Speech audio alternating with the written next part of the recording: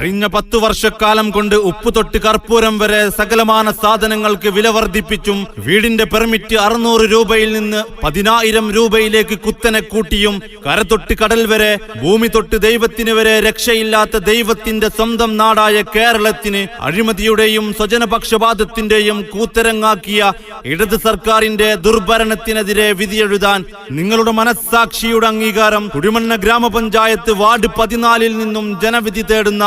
ഐക്യജനാധിപത്യ മുന്നണിയുടെ കർമ്മോത്സുകയായ സാരഥി, നാം അറിയുന്ന,